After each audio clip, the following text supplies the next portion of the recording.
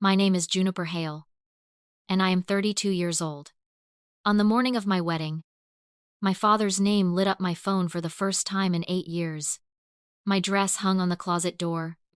The wedding cake I had baked the night before sat cooling in the venue kitchen. And my phone buzzed on the vanity with a single word glowing on the screen. Dad. 8 years earlier, my stepsister told our parents I was stealing from them.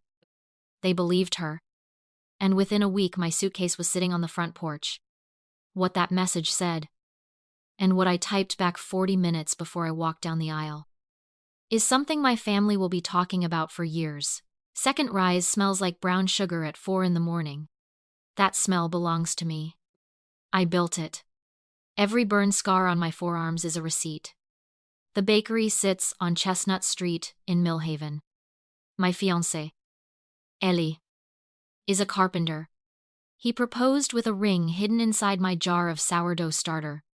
That's where I keep the things I can't lose, he said. For 8 years, everything that mattered to me fit into places I could lock. A lease with only my name on it. A man who knocks before opening a door in his own house. People call that independence. I call it what is left over after your family holds a trial without inviting you. And you lose anyway. I was not always this careful. Once I was a 23-year-old with almost $4,000 in cash, saved from 2 years of double shifts, hidden in an envelope in my dresser drawer. 8 years ago, I learned what my savings looked like through my father's eyes. It did not look like flour and butter and a girl working herself thin. It looked like a crime. Nobody called the police. Police would have meant evidence. And evidence was never really the point. They simply packed my bag and set it on the porch. The whole thing took less time than a batch of biscuits. To understand how a family does that overnight, you have to see the house I grew up in. My mother died when I was 14. 2 years later, my father, Walter, married Denise, who had a 10-year-old daughter named Camille, whom he adopted the following spring. Denise ran the house like a waiting room. Everything pleasant. Nothing examined too closely. Camille was small, pretty, and frightened of everything. And she learned early that fear was currency. The house had one unwritten law. Whoever cried loudest got heard first. I learned the opposite trade. Quiet. Good grades. Dishes done before anyone asked. I thought if I could just be easy enough to love, I would get to stay. When I was 22, I won a small pastry school scholarship. The first thing with my name on it anyone might celebrate. The night before the celebration dinner, Camille, 16 by then, cut her own arm with a craft blade. Not deep enough. The dinner was canceled, and the scholarship was never mentioned again. That night my father stopped me in the hallway and said, "I have to protect this family." He said it to me, as though I were the storm and not the girl standing quietly beside it.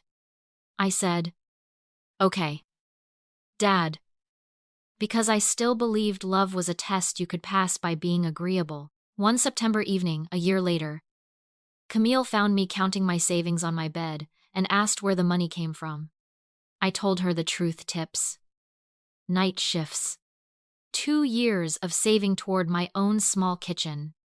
She smiled and drifted off down the hall. 3 weeks later, that boring truth had become something whispered about at her school. It came apart in a single week that October. Denise discovered her own prescription bottle missing. And it turned up. Empty.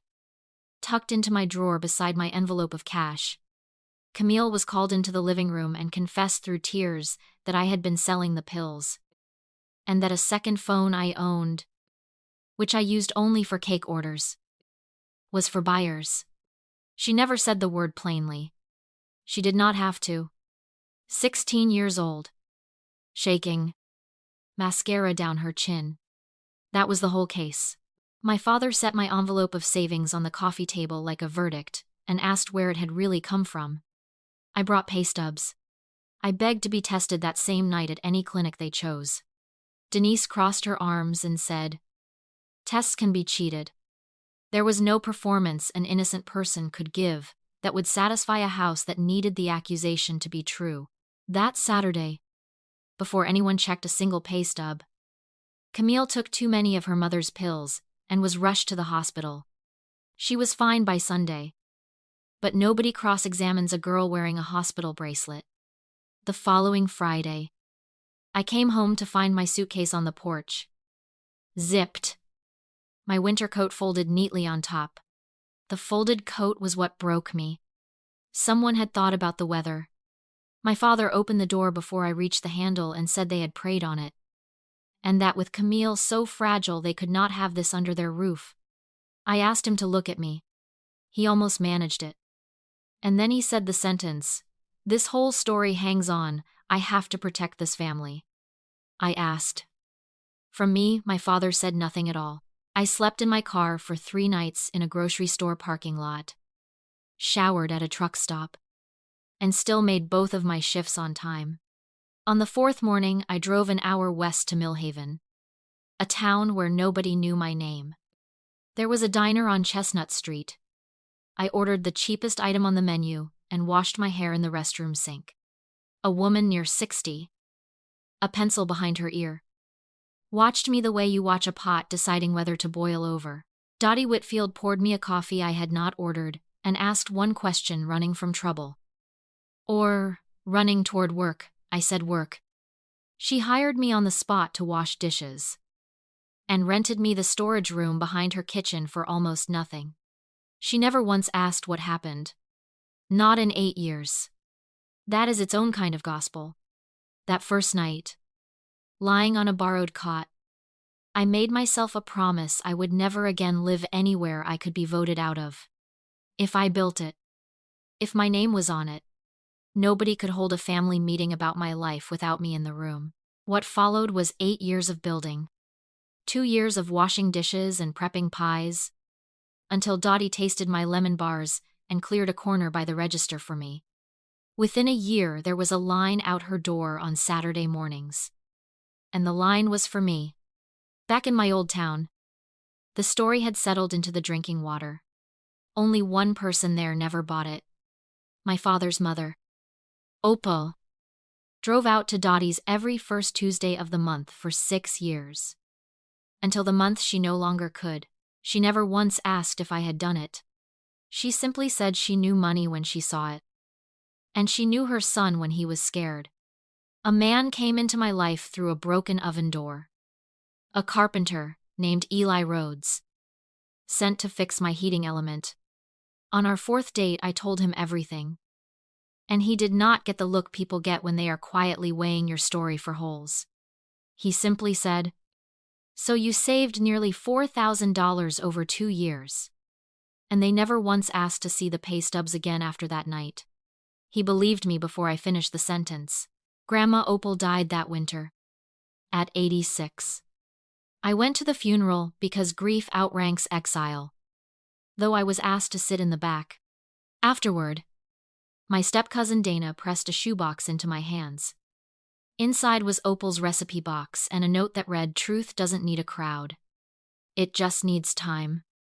A year and a half later, I opened my own storefront beside Dottie's. That summer, Eli proposed at closing time. The ring hidden in the sourdough starter jar. Wedding planning took over the back counter of my bakery. At the top of the seating chart was a line, "Father of the bride." I kept leaving it blank. One night, Eli tapped it gently and asked, "Who's walking you in?" I said, "I don't know yet." A lie we both let stand, because he is kind. No invitations went to my old town. But Dana got one. Since she had spent 8 years moving between my two worlds, honestly. She RSVP'd yes immediately. Then asked quietly, "What if they change before the wedding?" I laughed it off. But that night I lay awake running a fantasy of my father showing up, apologizing, sitting in the front row. Hope, for people like me, is not a gift. It is a tax. At the end of July, Dana called on a Sunday night, her voice cracking. Cammy had gotten a DUI in June. And 2 weeks later, Denise had caught her stealing cash. In the family meeting that followed, cornered about the money, Camille finally broke. Not the rehearsed kind, the real kind.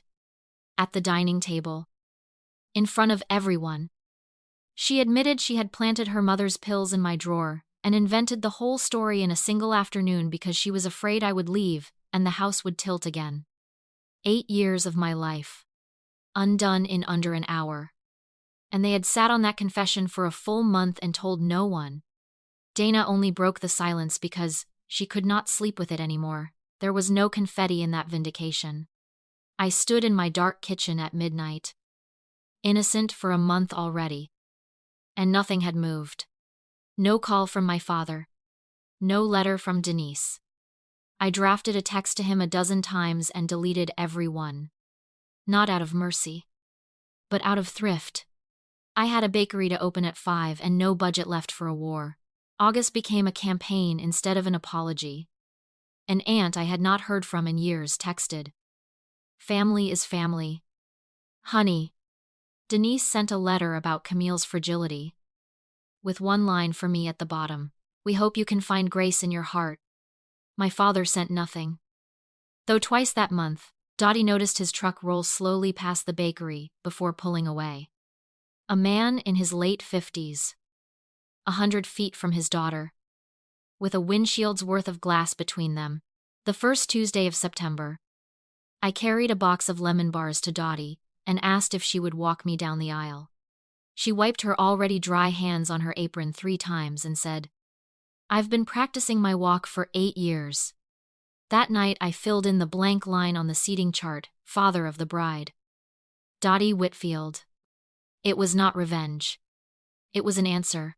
Dana wanted to tell the whole town what Camille had confessed. I told her no. That house had already done its own reckoning at that dining table in under an hour. What everyone did next with that truth was their answer. Not a failure of the truth itself.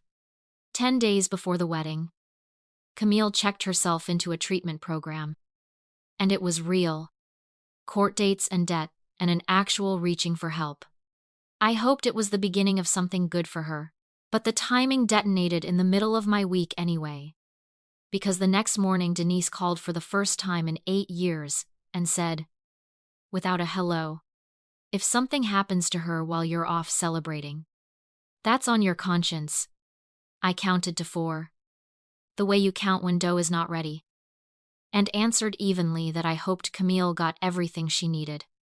And that I had a cake in the oven. Which was true. It was my own wedding cake. The night before the wedding. I baked it. Grandma Opal's brown butter cake. The recipe card so worn, the ink had gone gray.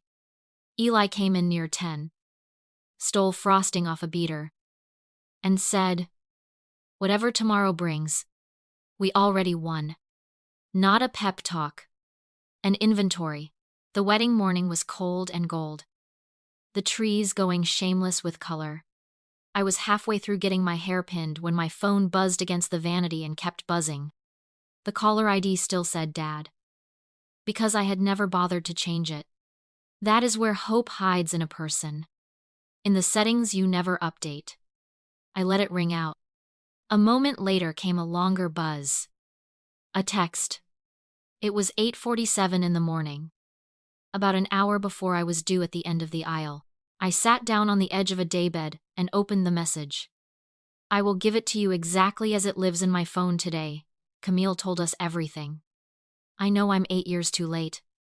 She's getting better and she's asking for you. But I'm asking for me. Let me have the father-daughter dance.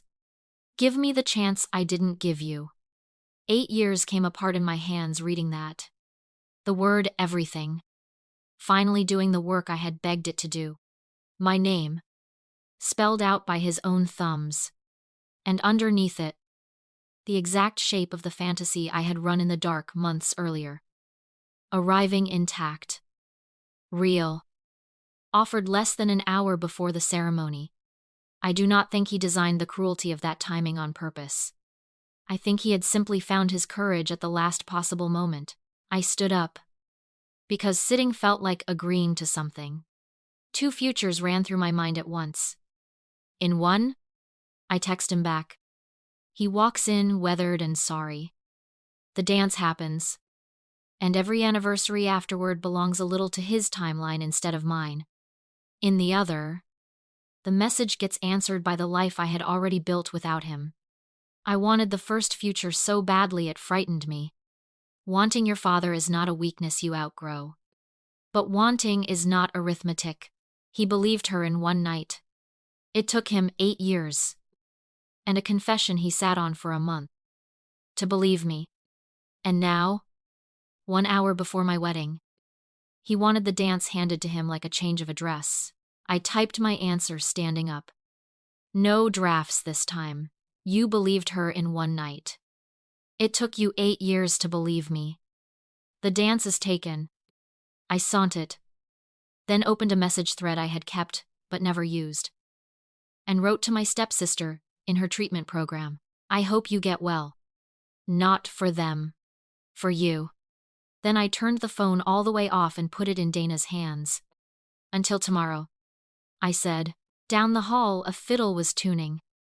Dottie stood beside me at the barn doors in navy blue, more nervous than I was, and said, "Your grandmother is being insufferable right now, wherever she is," which nearly ruined my mascara before we had even moved. Weeks earlier, I had solved the 2 empty front row chairs on my side without filling them with strangers. On the first sat a framed photo of Grandma Opal laughing with her whole head thrown back. On the second sat her recipe box, the brown butter cake card, standing upright in front of it like a name card. The seat had never really been empty. I do not remember most of the ceremony. Only Eli's face at the end of the aisle. At the reception, when the DJ read the line we had rewritten on purpose. Not father-daughter. Just the bride will now dance with the woman who gave her a shot. Dottie met me at the center of the floor, and the whole room stood up. Near the end of that song, Dana touched my shoulder and tipped her head toward the barn's long window. Out in the gravel lot sat my father's truck, and beside it, my father, standing at the driver's door in his good jacket, hat in both hands. He had driven an hour from the treatment center, and not one step further, toward the barn. He was simply watching the lit window, watching his daughter dance the dance he had asked for that morning, with the woman who had earned it over 8 years of First Tuesdays and dish shifts. I could have gone out to the gravel. I felt the old version of myself start to. Instead, I stood still in the middle of my own wedding and, through the glass, gave my father one small nod. He returned it, put his hat back on, and drove away. That was the whole conversation, and it was the most honest one we had had in 8 years. He was still protecting his family. So was I. I simply was not in his version of it anymore. And I no longer needed to be.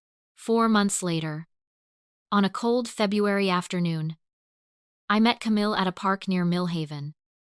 At her request. Alone. She was 4 months sober by then. Working. Doing the unglamorous, unfilmed work of actually getting better. She read from a folded page so she would not perform it. Itemized exactly what she had done. And asked for nothing in return. Which is how you recognize a real apology. I gave her the whole truth back. I forgive you. And we are not going back to what we were. Both of those things were true at once. We trade 1 card a year now. And that is the entire relationship. And it is honest. My father's card arrived at the bakery's mailbox the month after the wedding.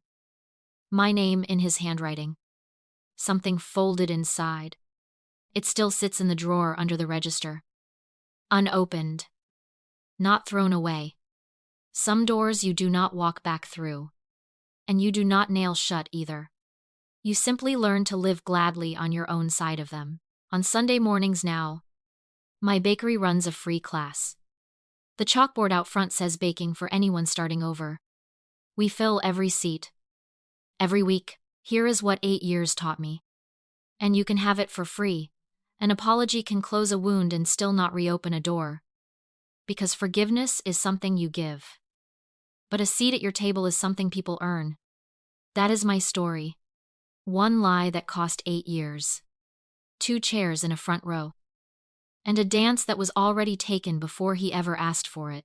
If you are the one your family did not believe, I hope you hear this. Your truth does not need a crowd. It only needs time.